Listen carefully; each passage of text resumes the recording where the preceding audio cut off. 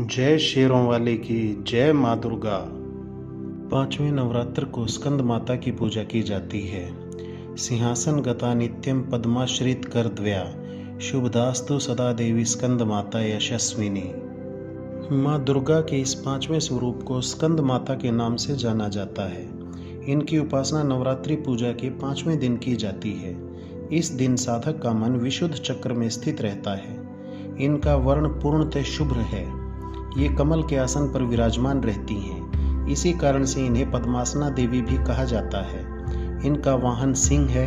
नवरात्र पूजन के पांचवें दिन का शास्त्रों में पुष्कल महत्व बताया गया है। इस चक्र में अवस्थित मन वाले साधक की समस्त बाह्य क्रियाओं एवं चित्त वृत्तियों का लोप हो जाता है। दुर्गा सप्तशती का 7वां अध्याय प्रारंभ करते हैं। चंड और मुंड वध। ऋषि बोले, तब आज्ञा पाकर चंड मुंड आदि दैत्य आयुधों से सुसज्जित होकर चतुरंगिणी सेना के साथ चल पड़े। वहां पहुंचकर उन्होंने देखा कि हिमालय की ऊंची स्वर्ण की चोटी पर देवी सिंह पर बैठी हो और मंद मंद मुस्कुरा रही है। इस प्रकार उसे देखकर पकड़ने की चेष्टा करने लगे। किसी ने धनुष चढ़ा लिया, किसी ने तलवार संभाल ली और कितने ही देवी के करीब तक पहुंच गए। तब अंबिका जी उन शत्रुओं के प्रति क्रोध में आ गई। इस समय क्रोध के कारण उनका मुख काला हो गया। देवी के माथे पर भौहें तन गई। तब तो भयानक मुख वाली देवी काली तलवार व पाश लिए प्रकट हो गई। उन्होंने अद्भुत सा खटवांग धारण किया हुआ था। नरमुंडों की माला शोभित थी। चीते के चर्म की साड़ी पहने हुई थी। शरीर का मांस सूखा दिखाई देता था। अत्यंत भयानक रूप था। उनका मुख विशाल था। लपलपाती हुई जीवा और भी भयानक थी। धसी हुई लाल लाल आंखें। उनकी गर्जना से सभी दिशाएं गूंज पड़ी। तब तो वह बड़े वेग से दैत्यों की सेना पर टूट पड़ी। बड़े बड़े असुरों को मारती हुई उनका भक्षण करने लगी। उन्होंने असुर पार्श्व रक्षकों, अंकुशधारियों, महावत तथा योद्धाओं को, घंटों के साथ कितने ही हाथियों को एक ही हाथ में पकड़कर मुंह में उनका भक्षण करती जा रही थी। वैसे ही रथों के साथ घोड़ों को और सारथियों को भी मुंह में डालकर अत्यंत भयानक रूप से उन्हें दांतों से चबाती जा रही थी।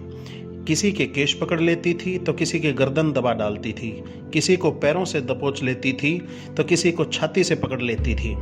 असुरों के द्वारा छोड़े हुए अस्त्र शस्त्रों को मुंह में पकड़ती जाती और दांतों से पीसती जाती थी। काली जी ने इस प्रकार बलवान दुरात्मा असुरों की वह सेना कुचल डाली। कितने ही राक्षसों को मार गिराया और कितनों को ही देवी ने तलवार से काट डाला। कईयों को खटवांग से पीट दिया और कुछ एक को दांतों से चबा डाला। क्षण भर में ही राक्षसों की वह सारी सेना मार कर गिरा दी। यह देख चंड उस भयानक माता काली की ओर दौड़ा। इधर महासुर मुंड ने भी भयंकर बाणों की वर्षा और चक्रों के द्वारा उस भयानक आंखों वाली देवी को ढांप दिया।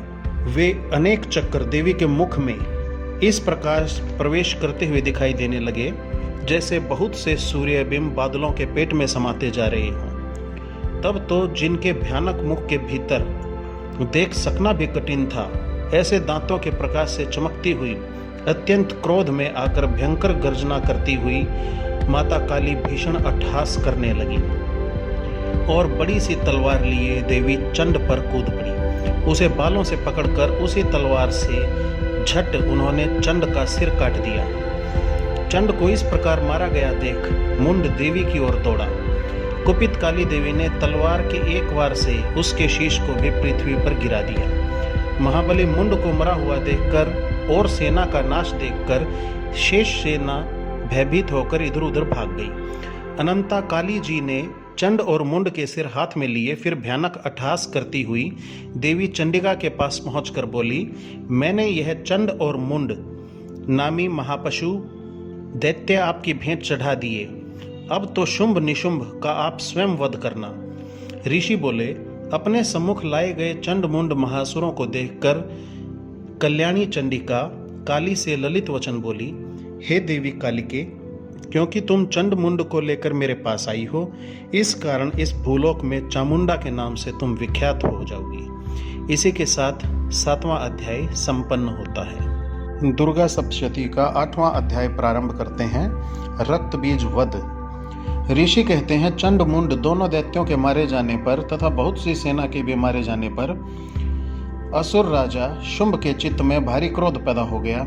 उसने सभी दैत्यों की सेना को युद्ध के लिए आज्ञा दे दी।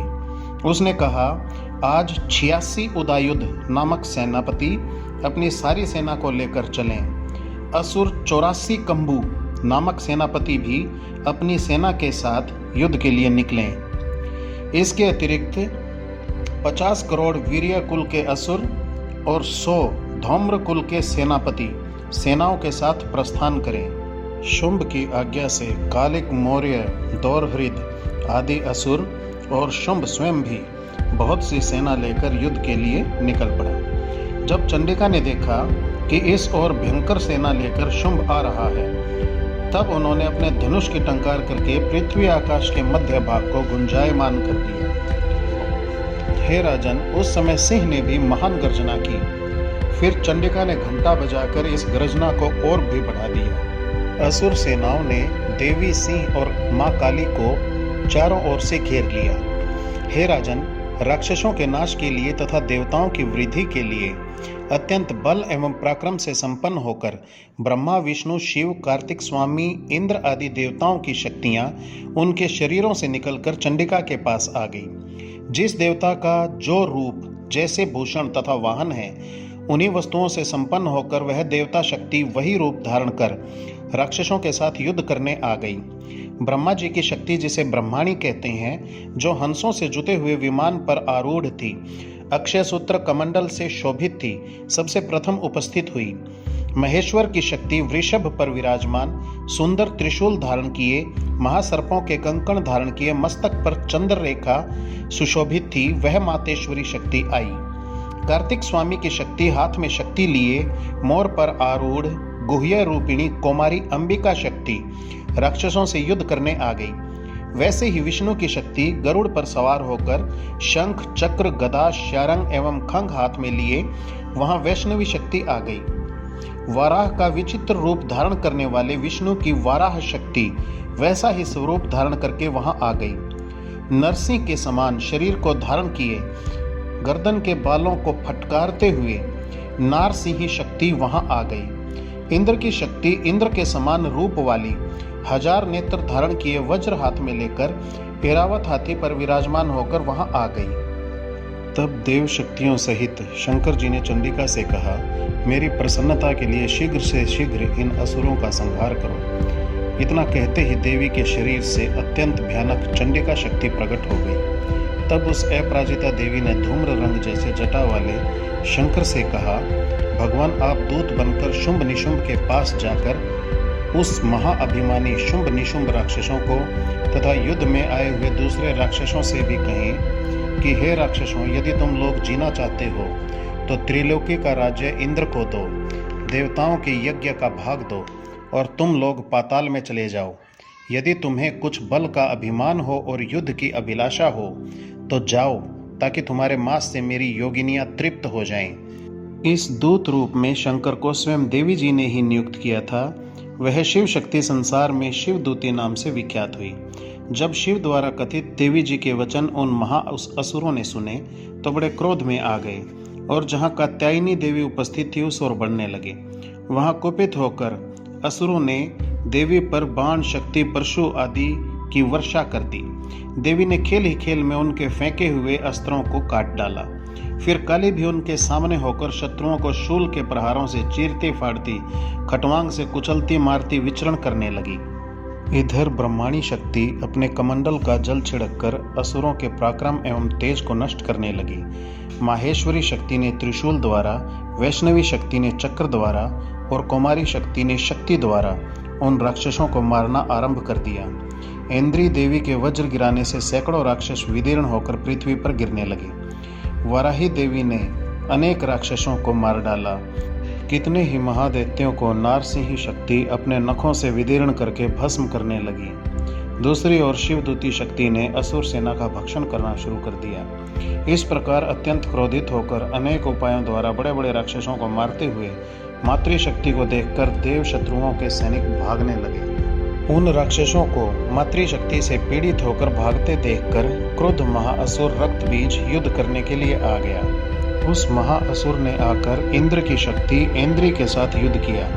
तब इंद्री के वज्र प्रहार से घायल रक्त बीज के शरीर से जितनी बूंदें रक्त की भूमि पर गिरी, उतने ही उसके सदृश बलवान और पराक्रमी राक्षस उत्पन्न हो गए। वैष्णवी शक्ति ने चक्र द्वारा उसे मारा।